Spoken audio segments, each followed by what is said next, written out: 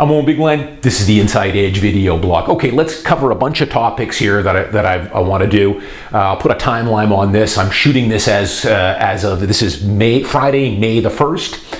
I like to do that now with some of my videos because things are changing so quickly now, and sometimes I shoot a few of these videos and then put them out over the next couple of weeks, and I'm never really quite sure when I'm going to release these videos to YouTube. But it's Friday, May 1st. So I wanted to cover a couple of things, talk about some of the past blogs I've done and some of the comments I got on it. So as of right now, Friday, May 1st, if you've been following me on Twitter, I've been putting some stuff out on Twitter. I'm going to start getting my business and turning the machine, the Owen Bigland real estate machine, back on here starting in the next couple of weeks. I've put everything on pause here for the last 6 weeks. As you guys know, I took all my listings off the market for the simple fact that none of my sellers were desperate. They didn't have to sell that week or the next week. So it made no sense to keep the listings on the market. Activity was down close to 90%. You can't do open houses. You still can't. Showings were greatly restricted. So you should not have been on the market here, in my opinion, for the last 5 or 6 weeks. Unless, of course, you know, there are some sellers out there and we're not privy to all their circumstances that, you know, obviously need to sell. Maybe they've got a job transfer. Maybe it's a financial situation. I don't know. But for me, none of my selling clients were desperate here. So I said, let's take everything off the market. We'll revisit it in May and June as we kind of get more clarity here on where things are going. So last week, I decided that we're starting May 6th. I'm going to get back to business here. So I'm going to list 2 condos on May 6th. I'm going to list 2 more the following week, and then I'm going to list a couple more the following week after that. I'm planning on rolling out somewhere between 6 to 9 listings over the next 6 weeks. Everything from condos, I've got a townhouse in there, I've got 2 detached homes in East Vancouver, I've got a duplex in East Vancouver, a new duplex, or relatively new, and a bunch of condos, either downtown. I've got some stuff out in UBC. So I'm slowly going to start rolling things out. Where it's going to go, I have no idea. I think I am starting to see slowly now more listings starting to come on the market, on the MLS. I am seeing things selling every day, 10, 15 homes every day in Vancouver, and that's been slowly going up as well. I think we're going to probably remove the state of emergency here in the province in the next week or 2. And I think going forward here throughout the spring and into the summer, we'll probably start relaxing some of the social distancing here, at least from the news that I'm following. So as a matter of fact, I would have to say, and you've watched my earlier blogs from last month, I said that, you know, we're going to be in some rough waters here for the next 2 or 3 months. And I kind of thought by summer, July, things would get, you know, a little better. I think maybe we're probably ahead of schedule right now from what I can see on what's happening as far as listings go. Things are starting to sell. I've been getting a lot of phone calls, I can tell you, on the listings that I currently have as cancel protected. So the realtors still have access to those. They're not on the public MLS. So I'm probably getting 4 or 5 calls a week from realtors asking me about these listings that I took off and when we're going to be putting them back on. So that's where we are right now as of May 1st. I'll keep you guys posted as we move through the spring. I can tell you that all but one of the homes that I took off the market, I am listing at the same price. One I am reducing out at UBC, but the rest are all going out at the same price because they weren't on the market very long. And as I said a couple of weeks ago, it was an activity problem, not a pricing problem. And we'll see where it goes. To be honest, I have no clue, nobody does, on what kind of activity I'm going to see on these listings, what kind of offers I'm going to get. But we'll find out over the next couple of months and see where it goes. So I wanted to talk about a couple other things here too.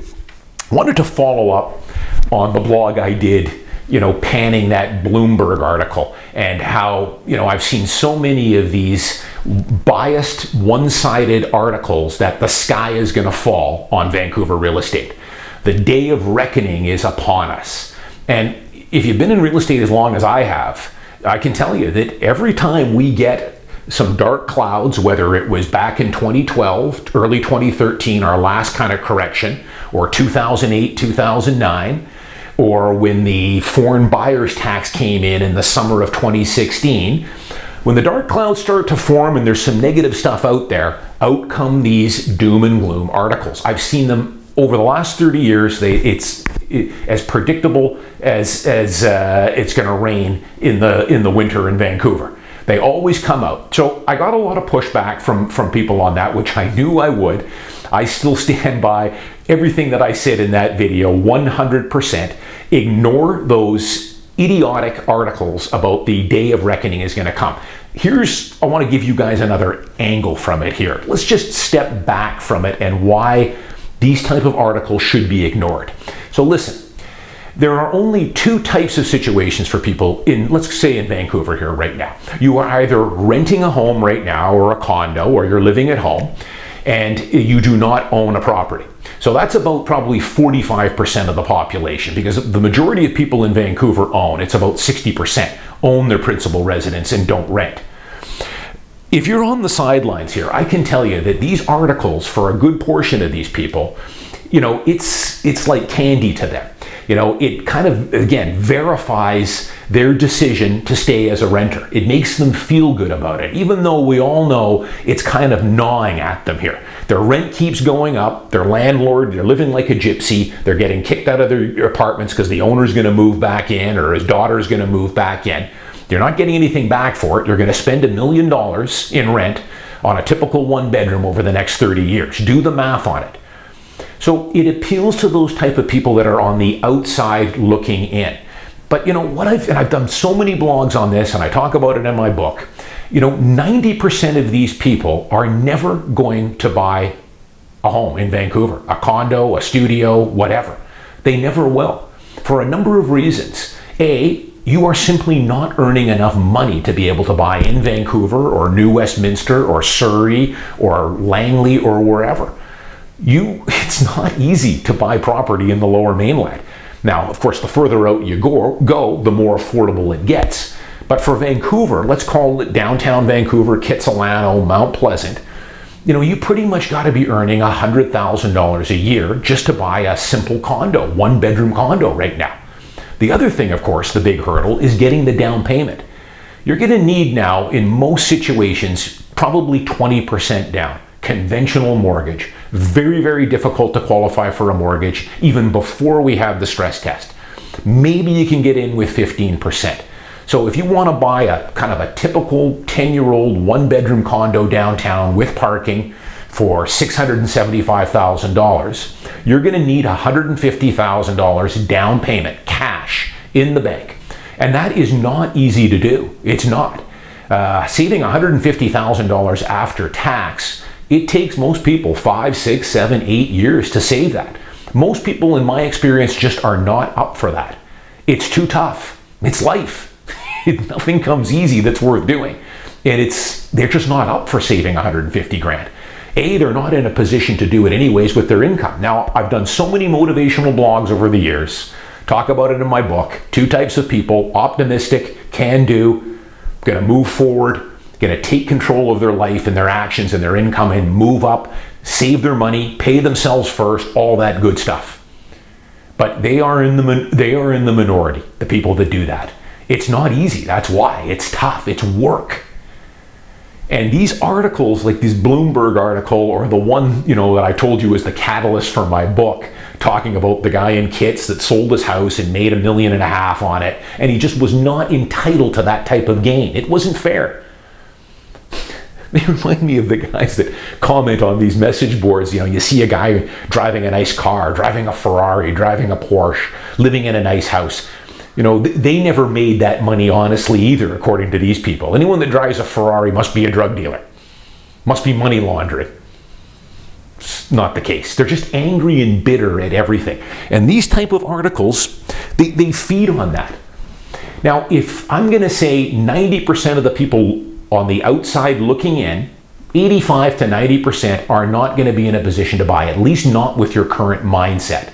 You can turn a leaf, buy my book, buy other books, start learning how to get ahead and how to take your life into your own hands. Pay yourself first, get a side hustle, do whatever it takes. Talk to a mortgage rep, and find out the roadmap you're going to need to be able to buy your first condo if you want to do it. But 85 to 90% will not do that. They are just going to sit back, react to things, complain, point the finger. You see, the market's going to go down. It's all money laundering. It's all foreign buyers. It's the realtors. It's the banks. It's the Fed. It's the low interest rates. It's just one thing after another. Consumer debt levels are way too high. Not the time to buy. That's 90% of the people on the outside looking in. We're never going to reach them. And as some people say, and this is building steam for me for emails that I get and comments and Twitter private messages. People will say, "Oh, I've been watching your blog for years, bought your book, love the message you're putting out." You know, it's funny though, you know, you should probably stop pumping the tires or at least showing people how to get ahead and how to do it right, because it's just going to add to the competition. I would rather you don't tell them how to do it right, on how to pay yourself first, save your money, using leverage, how the property principal residence exemption works. I don't want the competition. And in some ways, they're right. It reminds me of one of my mentors back over 20 years ago in New York in the real estate business. Very successful guy. He used to always tell me, he was one of my early mentors. He used to say, "Oh, and you know, the bar is set low in life. If you can get into a career, get into a job, start earning money, work up the income ladder, put the work in, have the work ethic, have the discipline, stay optimistic, pay yourself 20 or 30% up front, invest it into real estate and stocks that are going to pay you to own them, then you can become a millionaire no problem by the time you're in your early 30s.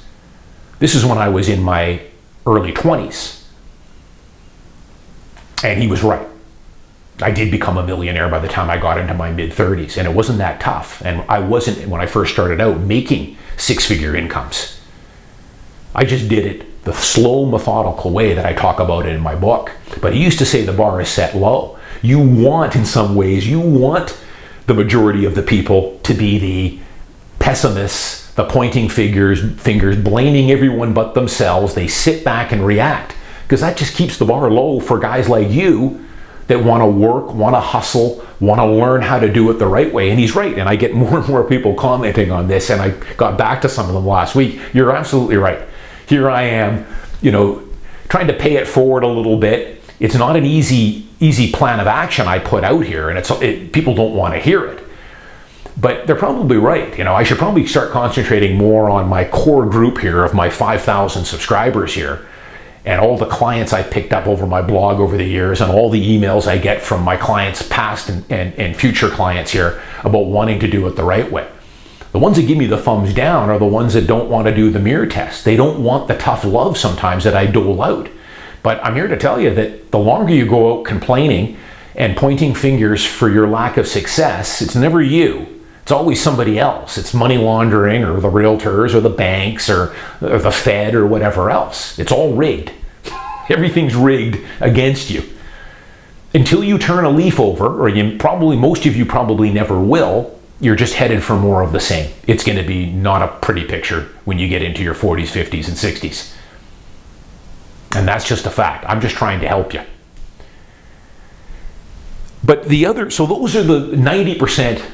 They love these negative articles. The 10% though that are, and there's lots of them out there, the 10% that are on the outside that are currently saving, they see the value in buying their principal residence as opposed to becoming a lifetime renter. For those people, hey, stay the course. You're doing it the right way. Ignore these dumb articles that you're going to see coming out all over the place now about the day of reckoning coming, and Vancouver real estate's going to crash, and the stock market's going to crash, and it's rigged, and everything else. This is positive affirmation for you guys. Stay the course. You're doing the right thing. Save your down payment. Get pre-qualified for a mortgage. I would buy sooner rather than later. But it's up to you. I could care less, when someone buys. That's the other thing. People think I'm pumping the tires on the real estate market. Well, I'm flattered that you think I am a big enough influence in Vancouver real estate with my 5,000 subscribers here that I can move a market. I'm the first one to tell you I have no impact on this market whatsoever. You could take 1,000 people like me running YouTube channels, trying to pump the tires, or the opposite, some of these guys that have been doom and gloomers here for 10 years on Vancouver real estate. You are not bigger than the market. You'll have no impact on it. We're talking somewhere probably around a $500 to $700 billion annual business in the province of British Columbia. My office alone for 2019 did $1.5 billion. $1.5 billion in my office last year. So I can pump the tires all I want here and it's not going to make any difference. So you have to realize that. The other people though, so those are the ones on the outside looking in. The other people that this Bloomberg article is the majority, and that's the people that already own a home in Vancouver. They're living in their principal residence, which about 60% do, 65%. They, of course, realize at an early age that renting is nowhere in a city like Vancouver. Renting is no problem short term, as I've often said here. If you're just getting settled, you're not sure how long you're going to stay in the city, you might take a job transfer back east, just stay renting, don't buy. But if you're committed to Vancouver for at least 8 to 10 years, then you should be an owner. And I would not worry one bit about what the current market is at, whether it's a seller's market, a buyer's market, or a balanced market. Get in the market. So the majority of people own their home. So let's look at how ridiculous this Bloomberg article is. I mean, what are they trying to get across here with the day of reckoning? Are they suggesting to people, the majority of people own a home, they're living in their principal residence, and a lot of them not only own their principal residence, but they might own 1, 2, 3, 4, 5 investment properties. So what exactly are they trying to suggest here? The day of reckoning is coming. They allude to the fact that, hey, the market's going to go down, city of Vancouver is going bankrupt. It's all over. These other articles you read all the time about the money laundering is going to crash the market. Insurance premiums are going to crash the market. Strata fees are going up through the roof. It's all going to crash the market. So what are you suggesting here? Someone living in their home, they've owned it for 10 or 15 years. They probably got $500,000, $600,000, $700,000 of capital gain in there. They're enjoying the home. A lot of people own a home clear title here in Vancouver now. Sell the home and get cute, time the market. So that's a really good strategy. I've done so many blogs on that over the years. How idiotic that would be. Let's sell the house, pay the commissions, because I'm not cheap. I'm going to charge you $40,000 to sell the house. Let's move, pay the conveyancing charges, the lawyer fees. Let's rent a house for a couple of years. Pay $4,000 or $5,000 a month to rent a house. Live in that for a couple of years, wait for the market to crash, and then we'll buy back in. Man, total recipe for disaster. And then 3 years down the road, you've dropped, $150,000 in rent. We'll buy back in. We'll pay the PTT, another $30,000 or $40,000 in property transfer tax. We'll pay another set of notary fees. We'll pay another set of moving fees. And then the best part of all, we've got to qualify for a mortgage again. We've got to start all over. Start fresh. Go down to the bank and let's see what the restrictions are at that time, qualifying for a mortgage. Same thing if you own an investment property, that's even worse.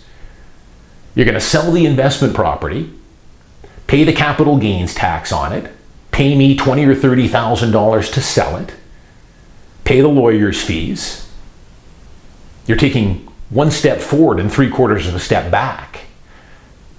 And then hope the market crashes and then buy back in and either pay the PTT again on the way in, maybe GST if you buy something new, 5%, more notary fees, and then again, try and qualify for an investment mortgage again once you're out of the market for a while. Makes no sense. Anyone with any sense, any financial sense knows that, and here I am, a realtor. When someone comes to me, and I do get this from time to time, but I've talked about this many times, when someone comes to me with that harebrained idea, Owen, we think the market's going to crash, we've made some good money on this condo, we're going to sell it, we want you to sell it, and we're going to rent for 2 or 3 years, and then we're going to buy back in and we'll give you a call. If they want to do that, that's fine, but I will do everything to talk them out of that. I don't care about the commissions I earn. Never have, never will. Makes no difference to my business, not where I'm at now. I will do everything in my power to talk them out of that harebrained idea. Mr. Seller, it's not a good idea. I don't know if the market's going to go down, at least not enough to offset all your costs in getting out of this. Most people end up losing their shirts on those schemes. So why bother? Just stay put. That's why you want to ignore these Bloomberg type articles, and you're seeing more and more of them. There's a whole bunch I saw here last week, very similar to this. They're all the same playbook. I've seen these for 25 years in Vancouver, calling for the big crash, sell, or they allude to sell. They never give you a game plan. It's just that all these dark clouds, and it's always might happen. It's the worst case scenario that may or may not happen, and usually it doesn't happen. Just ignore them. Stay the course. Again, I took some heat from, saying that this writer was probably right out of community college. Maybe she wasn't out of community college, but I can tell you she does not have much in the way of financial success. She doesn't, because if she did, she would never take on an article like that. They're doing that because they get paid $200 per article, and they pump these things out, and it's negative. Negative news sells. I've talked about this many times. People will always ask me, "Oh, and how come I don't see you on CBC? Why don't I see you on BNN? You're the guy that you're the kind of guy that should be on the quoting in the newspaper." Well, I've told people many times. I told all these media outlets to stop calling me back in the summer of 2016. Stop calling me. I'm not interested anymore. Some of them still call me, and I do not return their call or their email. Because as I said back then, prior to that, they would ask for my opinion on Vancouver real estate. And the last time they did this was around when the foreign buyers tax came in. And I gave them, they didn't want to hear what I had to tell them. They wanted me to perpetuate the doom and gloom that this foreign buyers tax is going to crash the market. And I told them it's not going to crash the market. It'll have an effect on detached homes. It'll have a little bit of effect on condos, but it will be quickly absorbed and off we'll go again, which turned out to be the truth. They would never want to hear any of that stuff from me. They never wanted to look back at the big picture, which is the only thing you should be looking at when it comes to real estate or saving for your retirement. The big picture, the 10, 20, 30-year picture, not the 6-month or a year picture. They never wanted to hear what I had to say. And now, I'm way too optimistic and way too successful for Bloomberg or CBC or Globe and Mail or Vancouver Sun to quote me on any of this stuff. They just want the negative stuff. They want people out there that will feed them what they want to hear, the doom and gloom, because that's what's going to sell newspapers and get clicks. You guys have to realize that. Most of my core audience does. Anyone that owns a home and has ridden the market up here, you know where I'm coming from. They're just laughing at these articles. But some of these guys really took offense to me saying that this Bloomberg article wasn't worth the paper that it was printed on. The final thing I'll say on that one too, I did get some pushback on the gold. Man, I got slammed by the gold bugs when I said at the end of that video. I just wanted to see if you're still listening. That gold hasn't done anything. Okay. I overestimated that for sure. Gold has had a return. I had a couple of guys send me some graphs. Over the last 20 years, gold has gone up about 325%. Hey, pretty good. Although, if you look at it in the last 10 years, it hasn't done anything. Most of those gains were the first 20 years ago. The stock market's been on a roar here. Interest rates have been going down. Gold doesn't do very well in those kind of situations. But hey, gold, for sure. If you want to put gold in your portfolio, go ahead. It's not for me, because I only hold assets that pay me to hold them. But if you look at it, 325% over 20 years hasn't done much in the last 10. Geez, guys, sure, it's a safety net. But I've probably got 20 stocks that I've held here for the last 20 or 25 years that blow that out of the water. I mean, geez, Apple, I haven't owned Apple for 20 years. I've owned Apple probably for about 14. I'm up about 1,000% or more on Apple. I just took a quick look at some of my stuff. Eli Lilly, I bought about 10 years ago. I'm up about 350% on that stock plus the dividend. Johnson & Johnson, Pepsi.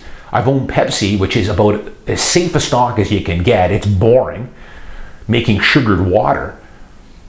I've owned Pepsi. That was the very first stock I bought. I've owned it for probably close to just over 30 years now. And I've been buying it, over the years, adding to it. I'm probably up easily over 1,000%. I don't even know what I'm up on Pepsi, for the simple reason that I bought it, continued to add to it over the last 20 years. Pepsi's had numerous stock splits and numerous spin-offs where they've spun off their restaurant division, and then they've even split the restaurant division multiple times and then split the restaurant division into two parts. My accountant's going to have fun with this one when I ever decide to sell it, because I don't even know what my cost base on this, but I'm up easily 1,000% on, boring old Pepsi. Even real estate in the last 20 years, you guys have to look at leverage with real estate. That's the power of buying real estate. I've done many blogs on it, and I do a whole section of it in my book. Keep it simple. If you bought a $100,000 condo today and put 10% down, borrowed the other 90%, if that condo in the next 2 years goes up 10%, let's say to 110, you haven't made 10% return. You've made 100% return in the last 2 years.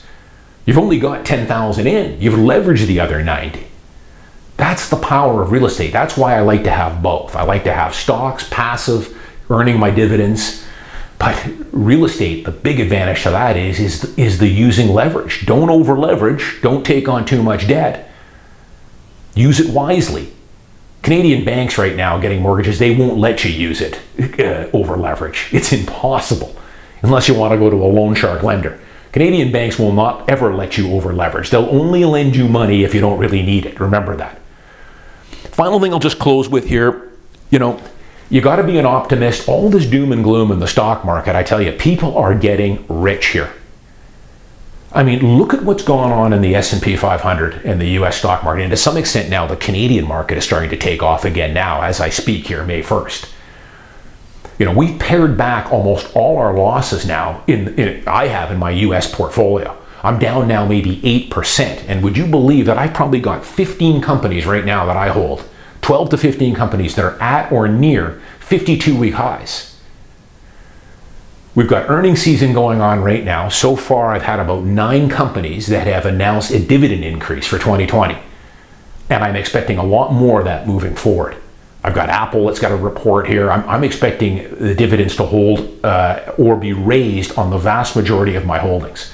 But go back, some of the spikes here that we've had, we're talking 30, 40, 50% gains in some of these stocks in the last month.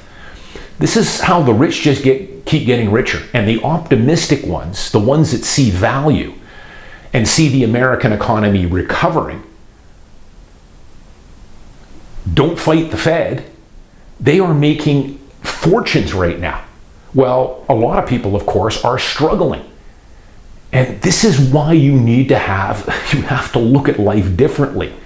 Successful people look at opportunities. The negative people look at what's going on right now we're going to all die. Just give you a couple of, just quick here, I want to wrap it up here. I know I've gone on too long, but if you go back to the blog I did a couple of weeks ago on living off your passive income streams, I had some good conversation in there with some people. I had a guy that most of them are saying, yeah, I'm buying right now, which is great. I'm hanging on to my Bell Canada. One guy posted that, he had bought some Suncor. And, I am not big on oil and gas at all. I just don't. I have very little in my portfolio. I just don't like commodities. It doesn't really fit how I invest, which is buy a stock, tuck it away for 20 or 30 years, and then keep adding to it. Oil and gas, up and down. But, he mentioned Suncor to me, and it was funny. I had it on my watch list. I was intrigued by it because it had gotten down, beaten up so badly here that it was almost ridiculous not to buy it, like taking candy from a baby here. So if you follow me there, I do what I always do. I'm always transparent. I told them I'm going to have a look at Suncor. I've been watching it. I'm doing some more research on it. The next day, I spent another 3 hours looking at their balance sheet. They've got a strong balance sheet, relatively strong for oil and gas and everything that's going on. But anyways, the next day, I put my money where my mouth was, like I always do. I told them I bought some shares, and I even put the price that I paid. It was like $21 and change. Now I'm up, as we speak right now, over 20% on that, which is great. And it's paying an 8.5% dividend, for God's sake. Now, this is not a normal investment for me. I'm not going to keep Suncor for very long. But it was so cheap, you were buying it at below book value, for God's sake. I did the same thing with ExxonMobil. Don't like oil and gas, but it was so beaten up that I bought a couple hundred shares. And I'm up about 25% on that one. I'm not going to hang on to these too long. It's not, again, it's not the normal way I invest, but it's mad money for me. This is money that I can afford to lose. It's speculative. It's in one of my speculative accounts where my play money. But I was looking at some of the theater stocks like AMC, which have been totally beaten down, just totally written off for dead here. AMC, damned if that thing isn't up over 50% in 2 days. 50%. Went from $2 and change to up over $5. So it is crazy. People are making a huge amount of money in this market right now that see the value there. But you got to buy when there's blood in the streets on a lot of this stuff. And some of these stocks I would not recommend for you guys. Again, the Suncor and the Exxon, I'm not touching the theater stocks, but somebody sure did and has made a whole lot of money on it. But there's opportunity there. That's the way you got to look at these. This is, in a lot of ways, I've been reading in the Wall Street Journal here and in Barron's, this is just unfortunately going to make this wealth gap even bigger, the pandemic right now. The rich are going to get richer here because they see opportunities here and they've got money and they can invest. The negative people, the pessimists, they're just giving up hope, and it's crazy. You got to turn a leaf.